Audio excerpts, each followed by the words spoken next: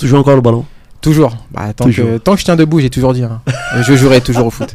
D'ailleurs, je raconte une petite anecdote parce qu'il a eu du mal à monter les escaliers pour arriver au studio. Pourquoi? On a dû allumer l'ascenseur. Ouais. On a dû faire pédaler les gars en bas au sous-sol pour qu'ils montent. Ouais, j'ai pris une grosse béquille hier au foot. Tu t'es blessé? Ouais. Enfin, blessé, je sais pas, je verrai à la fin de la semaine. Mais en tout cas, j'ai pris une grosse béquille. Il a pris une bonne béquille. Mais je suis sorti. Mais bon, on a gagné avec Herblay et ça, c'est cool. Bon, il a quand même planté son but. Hein? Ouais. J'en ai raté plus que j'en ai marqué en tout cas. Mais c'est normal, hein. Michael Jordan aussi, elle a raté plusieurs. C'est vrai. Mais bon, là, la comparaison, elle est trop flatteuse. Et c'est quoi ton poste aujourd'hui? Attaquant. Ça a toujours été. C'était toujours attaquant? Non.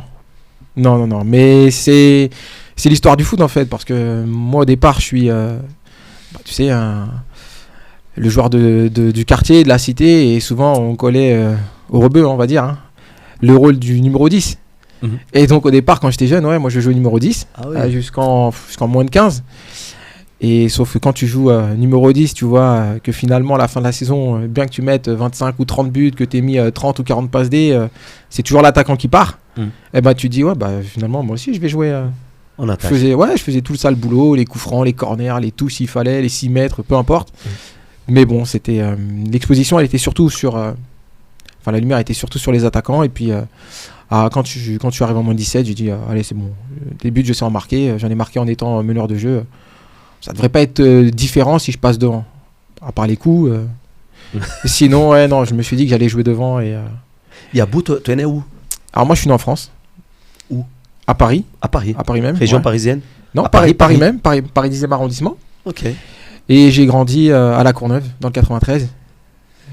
Où j'ai fait finalement pas forcément mes classes de foot, mais en tout cas toute mon enfance, mon adolescence et un petit peu de ma vie de jeune homme au départ, avant de partir pour le foot et voir d'autres choses. Dans la roue, dans le club déjà. Je joue toujours à la cité. Tu joues à la cité, d'abord contre un mur, en bas sur le terrain, parce que je pense que dans toutes les cités de France, à l'époque, je te parle de ça, moi je suis né en 82, mais il y avait un terrain de foot partout. Je sais pas s'il y a une cité où il n'y avait pas un terrain de foot. Donc on jouait tout le temps à la cité, au début avec la lumière du jour, après avec la lumière des lampadaires de nuit, on jouait tout le temps, quoi. Sous le centre commercial de la cité, partout. Partout il y avait une possibilité de taper le ballon, on était là. Tu avais toujours un ballon avec toi? J'avais toujours un ballon avec moi, ouais, et puis j'en avais toujours un ballon. C'était le portable de l'époque? Ouais, c'était même plus que le portable, c'était ton sang, c'était ton oxygène, le ballon. Enfin, surtout quand t'es un garçon d'un quartier, t'avais ça vraiment. Le ballon, le vélo. Ouais, c'est le ballon, les copains, le ballon, l'école. Mais souvent d'ailleurs, c'est les copains qui te donnent ton niveau. Toi, ils pensaient quoi de toi? Ils te le disent. C'est plutôt les grands même du quartier. Parce qu'au départ, quand tu joues, toi, t'es un petit de la cité. Et puis au final, c'est les grands qui quand ils font les matchs, ils te choisissent. Ils te choisissent. Et quand tu sais que t'as des joueurs qui sont plus âgés que toi et t'es pris en premier, c'est que t'es dans les petits papiers déjà. C'est ça. Tu vois, c'est qu'ils t'ont déjà vu jouer. Ouais, j'ai eu la chance de jamais être pris en dernier, tu vois. Ça, c'est vrai. Et je sais que ceux qui connaissent le foot de quartier savent de quoi je parle, ça. Être choisi quand t'es contre le grillage et deux mecs choisissent Parce que ça pardonne pas. Là, il y a pas de. Et souvent le dernier va au cage, souvent. Parce que quand tu joues à la cité, c'est simple. On n'y joue pas. Je pense que la réalité, elle est vraiment là parce que c'est le terrain, en fait. Ouais. Ça veut dire que si on te choisit pas, ça veut dire que en fait, tu peux commencer à faire arbitre ou. Non, mais c'est vrai. Apporter les gourdes. Ça te place déjà un petit peu dans ton niveau. C'est ça. Et puis à la cité, t'es beaucoup. Tu vois, on était nombreux.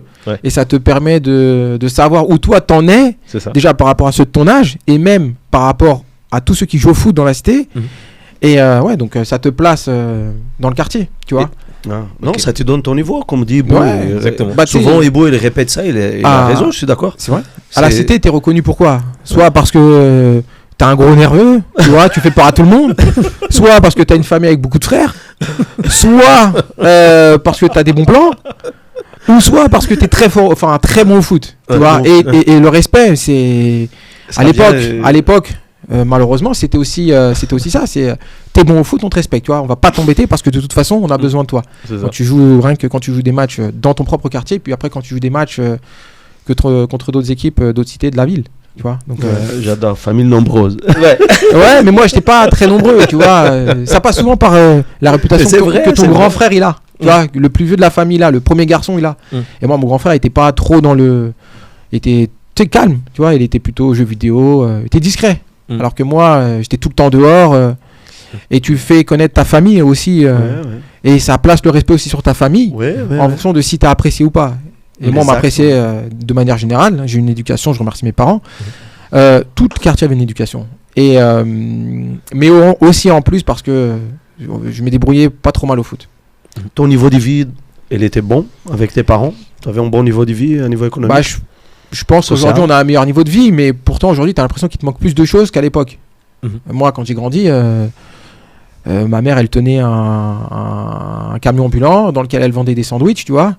Mon père, il travaillait au tout départ à la sécurité. Il était, je crois, chargé de sécurité chez IBM. Après, il a bossé à la Croix-Rouge longtemps. Donc, on roulait pas sur l'or, tu vois. Quand t'habites, de toute façon, quand tu habites dans ce genre de quartier, c'est que tu roules pas sur l'or. Parce que quand tu gagnes bien ta vie, tu t'en vas. Parce que tu essayes de donner le maximum de chance à tes enfants.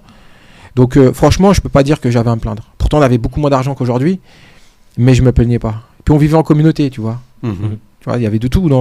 Par exemple, dans mon bâtiment, t'avais du français pure souche, à la famille Wolof sénégalaise, à moi qui est mixte, à la famille juive, à la famille de maghrébins. C'était vraiment... À la famille d'antillais. Donc moi, mon hall, il était vraiment... C'est quoi tes origines, Abo? Tu dis mixte? Ouais, moi je suis mixte. Ouais, c'est pour ça que moi, je me sens pas dans une communauté en particulier, tu vois. Moi, j'ai mon père qui est palestinien, qui est en Palestine. Donc du côté de mon père, ils sont 100% palestiniens. Du côté de ma mère c'est une Libanaise qui est née au Sénégal, qui a grandi au Sénégal, et dont la culture, elle est pas moins libanaise, elle est vraiment très sénégalaise. D'ailleurs, c'est sa langue maternelle au départ, avant même le français, avant même l'arabe. Donc, mais bon, forcément, elle l'apprend, puisque à l'époque, le Sénégal était encore sous protectorat français quand elle est née. Elle n'est pas toute jeune. Et donc voilà, moi en fait, je suis un mélange de tout ça. Donc en plus, il y avait l'influence française au Sénégal, ses origines libanaises, sa naissance, sa culture aussi sénégalaise aussi, tu vois. Et puis aussi ce que l'héritage que mon père nous a transmis, en tout cas, de la partie palestinienne et de tout ce que ça implique. Surtout que lui, il est né en 51, donc il a connu les tout débuts de la création de l'État d'Israël, le retrait plus ou moins de la carte de la Palestine, et puis la guerre des 6 jours, etc. Donc, je suis un mélange de tout ça. C'est pour ça que je dis que je suis mixte et je me sens pas plus d'une communauté que l'autre.